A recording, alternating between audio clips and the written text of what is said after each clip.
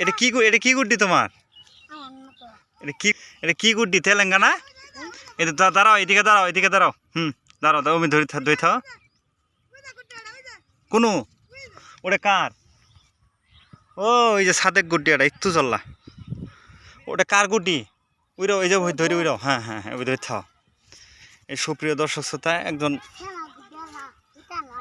1.5 মাসের পোনায় গুড্ডি উড়েছে। হ্যাঁ, তো তোমার বয়স কত? তোমার বয়স 1.5 মাস না? হ্যাঁ, 1.5 মাসের পোনায় গুড্ডি উড়েছে। কত সুন্দর গুড্ডি বানাইছে। এই হলো গ্রামের পোলাপান।